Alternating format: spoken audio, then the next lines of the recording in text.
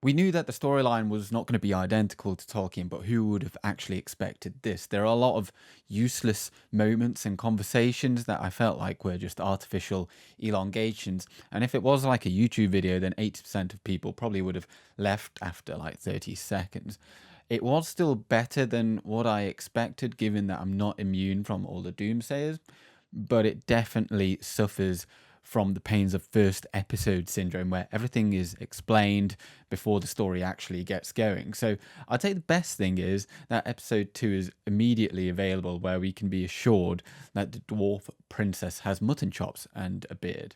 Let's start with all the locations, and there are so many. We begin in Valinor with the young Galadriel, and then we shoot over to the battlefields of Anfauglith, and then we are in Forodwaith. Following this, we are shot over to the Wilderlands, where we find the Harfoots, which doesn't look that dissimilar to the Southlands where Arondir and Bronwyn are trudging around. We then also get the few looks of Lindon, only in the few corridor areas and this Odeon-esque council area.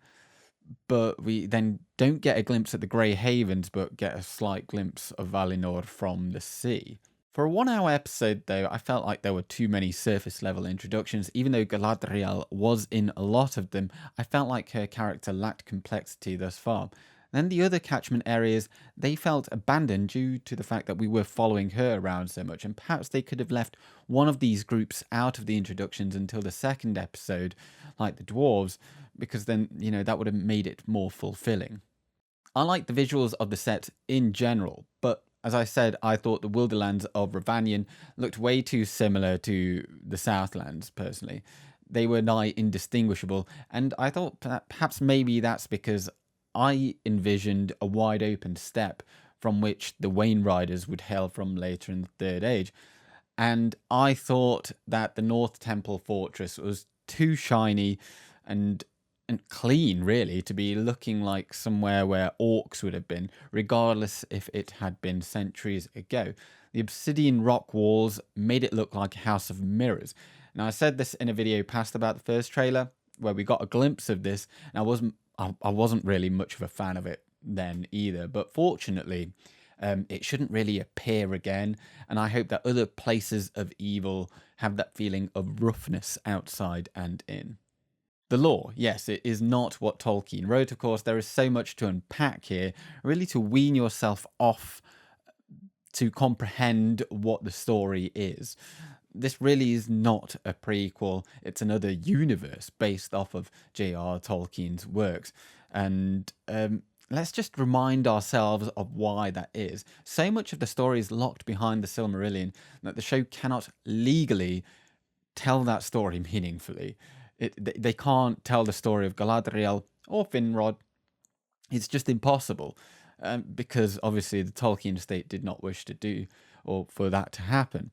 There is no mention of who Galadriel really is or who she really would be in the Lord of the Rings universe. There's no mention of her being the female equivalent of Fëanor, no mention of the House of Finarfin, and I don't think they even mentioned the name of her brother Finrod, besides in the X-ray overlay on Amazon Prime Video.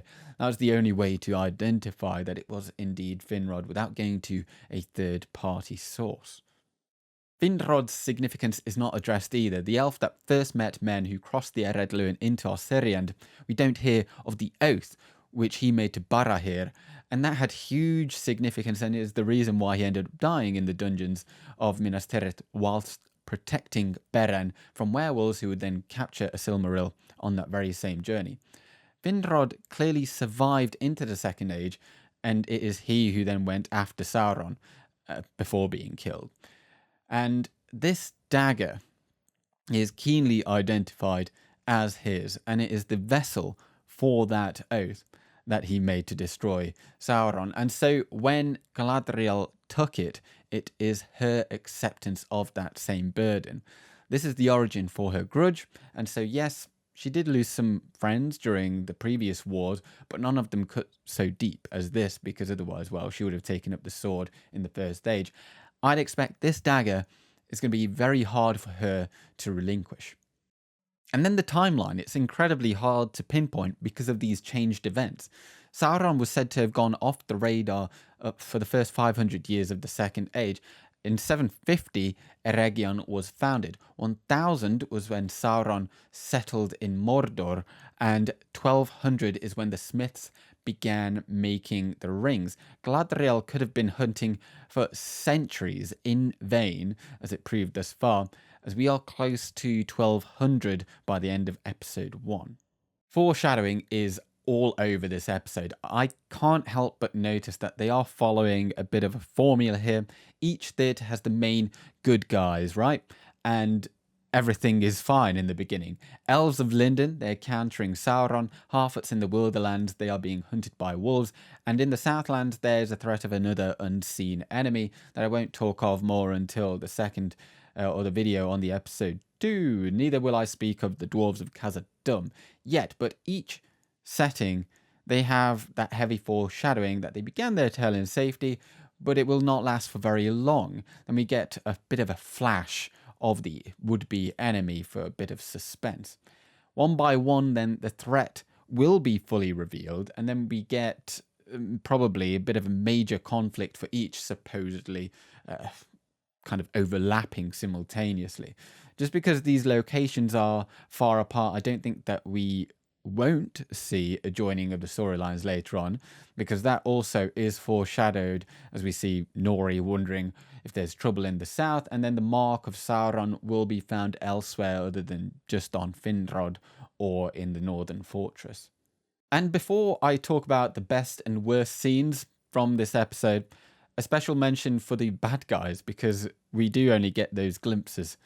And Sauron, he looks huge and formidable. We only see his silhouette, but I'd say that's pretty clever because you don't want to see any of the features to humanize him. And it will make him perhaps scarier being kept as a secret. Similarly, we don't get a good glimpse at the orcs apart from in the gloom and you see their cat eyes, which I'd say makes them more intimidating than brigading commenters. The worst scene is with the snow troll, and I spoke of the set already. How did all of those elves survive that bit of combat? After we just watched them hopelessly fumbling, we then get this choreographed sword flipping and jumping. It's up there with Legolas kind of skateboarding down the stairs of Helm's Deep, but this is somehow less believable since, you know, the acrobatics, they just looked really unnatural. And these are all supposed to be elite warriors, by the way. So there shouldn't be such a gulf in character power in this instance. We do get a close-up of her brother's dagger, though, again in use to remind us that this is ever present for her.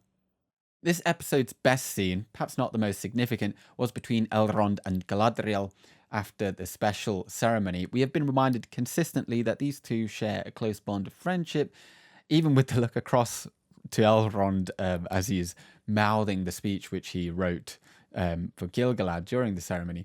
And it suggested that Elrond also was a friend of Finrad too. This scene was heavily criticised from the trailer because, you know, the cut down dialogue, but it works with good work of the actors and a few extra lines. Galadriel says that his task is now mine, and this reinforces that this ban of going back to Aman is a personal one, and it's not the ban upon all rebelling Noldor placed by the Valar. Elrond's diplomatic questioning of Galadriel is the reason why I like this scene. It begins with a cozy chat in celebration, and as the intensity grows, you'll notice that the music dies along with it. And when he suggested that he understands why she's conflicted, well, this look is pretty brilliant, I'd say. I think Elrond may have just short-circuited Galadriel's brain with that suggestion. And yeah, he probably shouldn't have proposed that her brother's death was for naught. You really forget that carnival atmosphere that we were experiencing just moments before. That friendship that these two have is what gives Elrond the confidence to speak his mind and deliver some harsh truths, something that he's already demonstrated with her. And the delivery of "if you are wrong" shows the change in dynamic. He's no longer being coy, and he's not persuading her to leave Middle-earth, but is being direct. He presses his authority as the herald of the High King, and you can sense that it does actually carry some weight, and that is respected. He has some grit, and perhaps that is what will come in more handy with his politicking. He suggests also that Galadriel would become an outcast if she were to jump the boat. Of course, this is foreshadowing once more, because she will no doubt do so, preparing the viewers for a riches to rags to riches story arc. Well, hopefully anyway. And in case if you didn't already get it, this is a completely different Galadriel to what is known of in the deeper lore. But the line, "without it, what am I to be?" the sword, this is a reiteration of him asking her to give up the dagger of her brother, giving up on his oath, which so far has pretty much consumed her entire life. What is she without that? Well, perhaps that is something that she herself is going to have to figure out during this show, because apparently she has never done anything else other than rising through the ranks of the army. Finally, I'll add some quick bits that I noticed that might be interesting. So the two hunters that were in the trailer, they had a short spot in the limelight, and their purpose was purely just to remind us that Harfoots are a legend and scarcely believed to exist, much like halflings are during the War of the Ring, thus explaining why they are never mentioned in the histories of the Second Age by the elves. The Alfarin Seeds, which are used for kind of a healing salve, they are also known as Cymbalmina or Oilos, and they are the white flowers that grew on the mounds of the kings of Rohan outside Edoras, as well as upon the tomb of Elendil. And it means not dying, which I could imagine being quite useful for a healer. The Mark of Sauron, as I've called it, could be the sign of Morgoth. Of course, Sauron wouldn't have used the eye just yet, but we see this mark also upon the hilt of the broken sword in the Southlands, which is told of a few times to have held strong allegiance to Morgoth. It is more likely that this is a relic of his former master. Utumno, the first stronghold of Morgoth, it was also in the far north of Middle-earth, to the east of Angband. And so, with it being further north than Foreshadowing, then this is probably some of that creative license, which is fairly logical that this is a fortress that was built south of that. I do really love this map that you see a few times on the screen of the Gondor area particularly, but you see that it is pre-Minas Anor, Osgiliath and Ithil, as it's just Mindoluin that is marked on there. If we look over to Mordor, you see there's a few settlements that I haven't heard of before, and there are some forests on the plain of Gorgoroth too. And I would love to see an unmarred version of Mordor, but, well, we can see Pelargir is marked, which does date this to 2350 of the Second Age or later because of that, so we probably won't. And then finally, with Elrond's introduction, the elf attendant reminds us of his title as Herald, and that he is not an elf lord, and that he is excluded from a council meeting for that reason. A consigned look here shows us that this is not the first time that he has been outcast for this. And well, you know, elven racism in Middle-earth is nothing new, and you even get hints of it from Celeborn during the Lord of the Rings when the Fellowship arrived in Lothlorien. I think this is a good reminder that not all elves are goody two-shoes, and they do see themselves as being far superior to anyone else. And clearly, they do not forget the sins of men during the wars of Beleriand. The Watchwarden of the Southlands makes it perfectly clear to Arondir that he distrusts the folk of that land, not for what their ancestors did, but who they must still be, and for who they are. He tars them all with the same brush. Now, how do I feel about this? I think this kind of animosity is to be expected, although it's interesting also then to see the resentment is twofold, as the men called them, you know, by names such as Knife is, for instance. I foresee that this is going to be a bit of an issue later on. Anyway, that wraps up this video. Thank you very much for watching. As I said in the beginning, I don't think this is the greatest episode I've ever watched, but it's the first one. It needs to get the story going, and thankfully, episode 2 was immediately available, and, you know, it was better. So, Anyway, thank you very much for watching and good day.